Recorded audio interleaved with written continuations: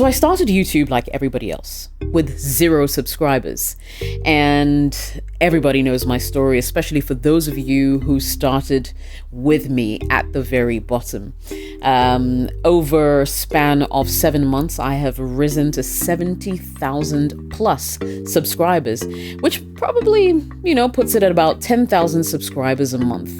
Now, if you want to know how I've managed to grow incrementally over the months and managed to grow my subscriber base, then this video is for you. You're probably a smaller YouTuber looking to find more subscribers and more people to sample your content to help you either reach your 1,000 subscriber mark to enable your channel become monetized, and of course for you to also easily hit 4,000 watch hours. So what did I do? What strategies did I put in place? I'm going to be taking you on a journey, a 3-part journey, and this is just part 1 of a 3-part series that I'm going to be giving you on YouTube consecutively. And so in the first part, I'm going to be telling you all I did right on the YouTube platform to help my videos become a little more visible to other people on the platform. Plus, in the second part, I'll also be treating all the stuff that I've been doing outside the YouTube platform to make sure that people found my channel easily and of course increase the likelihood at subscribing. And finally, we'll be doing a deep dive into YouTube. There are some things that you need to know, things that you need to do and implement to make sure that you can get at least 100 subscribers a day. Stay tuned, make sure you don't miss out on any of this, and pay close attention. If you can, maybe you should grab, a pen and a paper, because this tutorial is once in a lifetime. And of course, it's coming in from the perspective of an African YouTuber. Keep watching.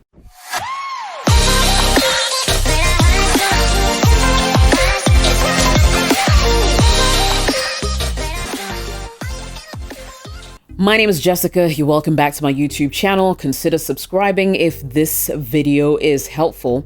Don't wait till the end of the video. Just smash the subscribe button right at the bottom of the screen. You see my logo right there? Yep.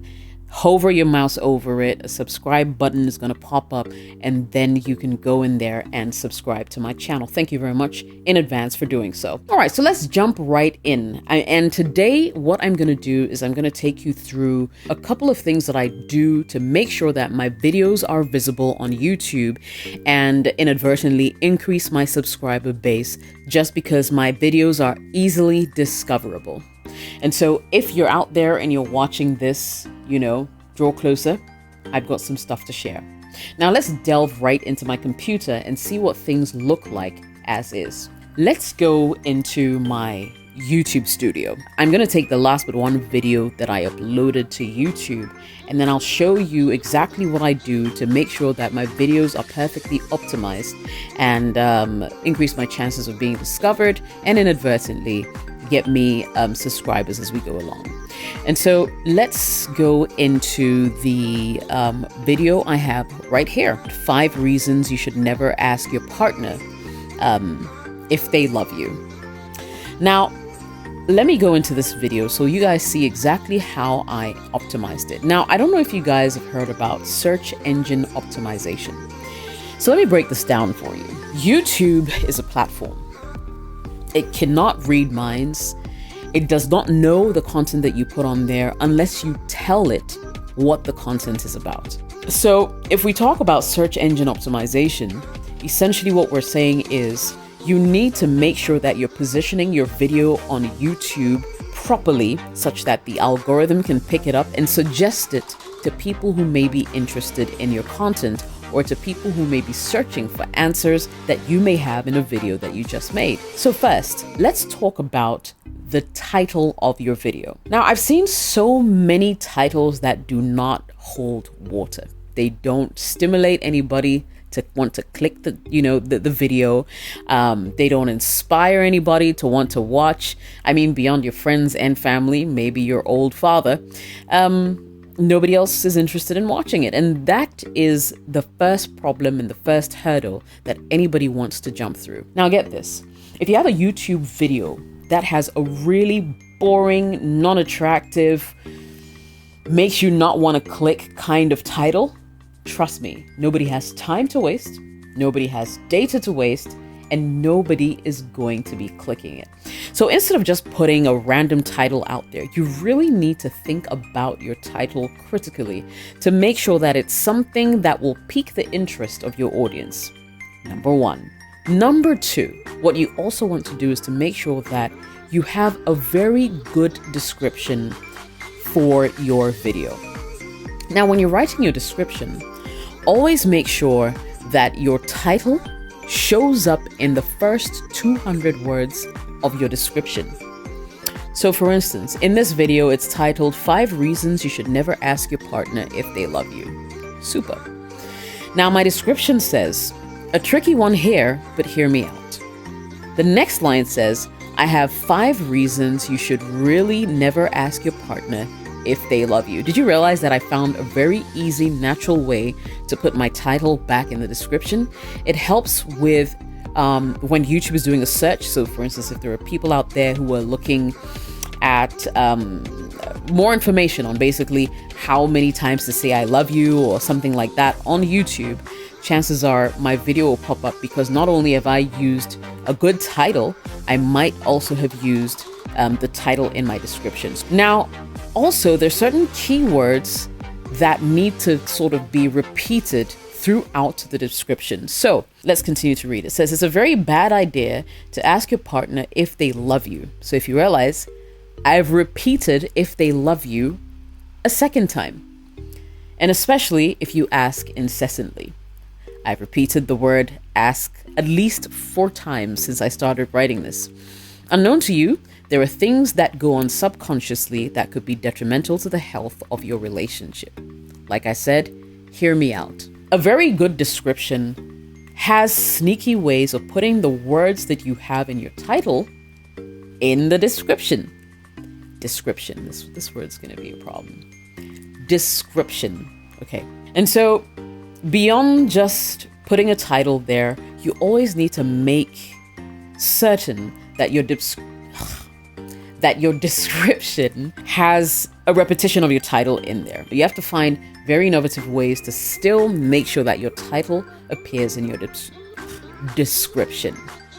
Number 3, you also want to use very catchy thumbnails. Now, I know a lot of you just, upload a video and let YouTube sort of decide what thumbnail it would give your video, which sometimes isn't so bad. But half of the time, your eyes are either half closed, your mouth is open too wide. I mean, you just don't know what's going on there. And that's when you leave the thumbnail decision to YouTube. Yes, maybe they would give you an opportunity to choose between 4 different still images of your video. But ideally, you need to find a way to create your own thumbnails. Now, what I do is I use the Canva app, and it helps you to sort of just put some really nice, catchy thumbnails together, change the background, crop out photos, and that kind of thing. And so you should check out Canva. I'll leave a link to the Canva app in my description below. Check it out. Go on Canva, explore, and see how you can actually create some really nice thumbnails that would enhance your video or increase the probability of people clicking on your video. Haven't you ever, just been scrolling on your timeline in YouTube and seen some catchy or some thumbnail that made you just stop and want to click on the video? So thumbnails are as important as the title. And if you get that right, you're halfway there. Because if people watch your video and they actually like the content, trust me, you don't have to talk too much. They will subscribe. Now, also, there's another thing that a lot of people take for granted.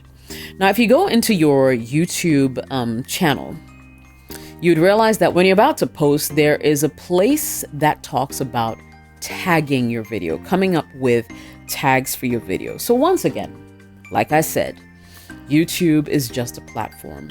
It's not psychic. It doesn't know what your content is about until you tell it what your content is about. And so this tagging platform sort of helps you to be able to, or the algorithm to be able to pick what your video talks about, and then makes it available to your audiences or people who might be interested in watching things like that.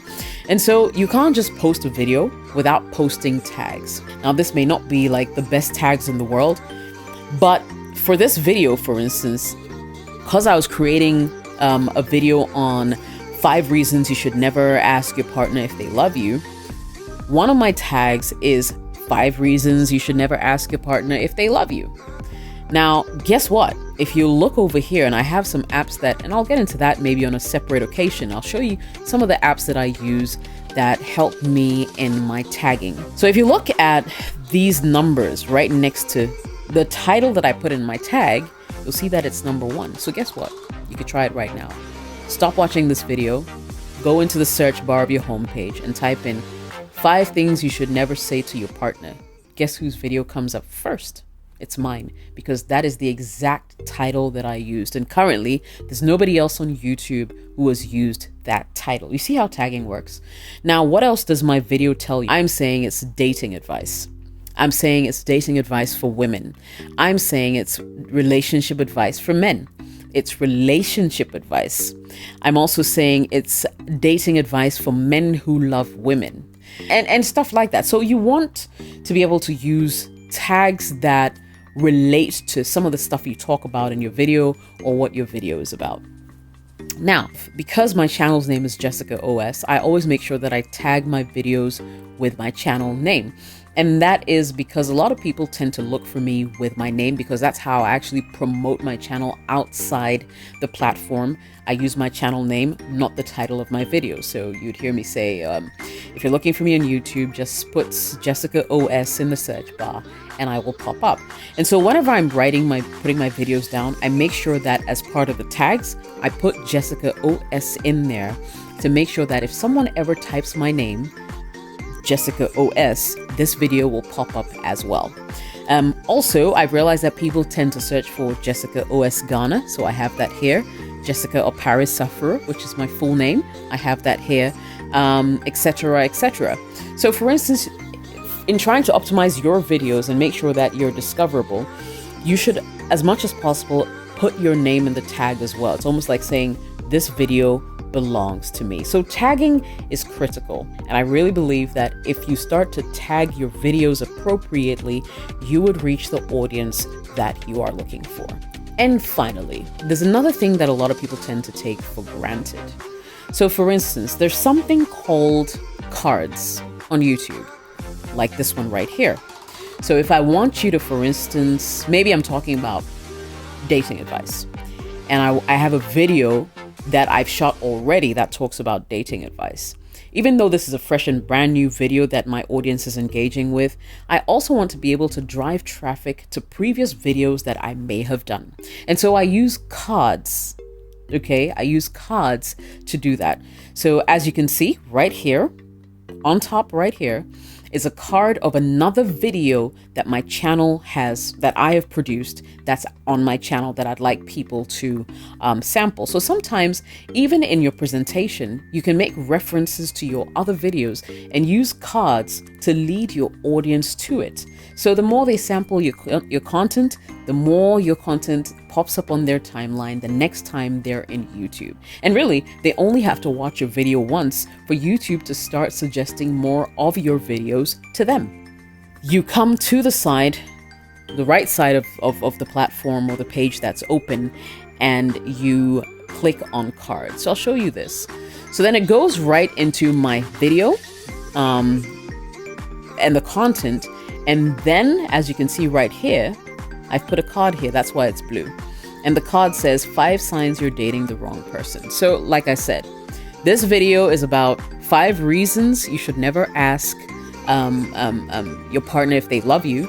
But I'm also linking it to another video that I did, which offers relationship advice about the 5 signs that you're dating a wrong person. So I put this card in here. And what are the chances that after you're done watching my previous video, you'd watch this one as well? So cards are critical.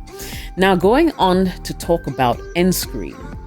Now with the end screen, this allows people to be able to subscribe to your videos once they are done watching. And the end screen typically shows up about maybe 15 seconds before the end of your video. So if you watch this video till the end, you'd realize that you would have maybe a playlist being suggested, or you'll have a subscribe button pop up with my picture wearing the headphones, because that's like my profile picture on YouTube.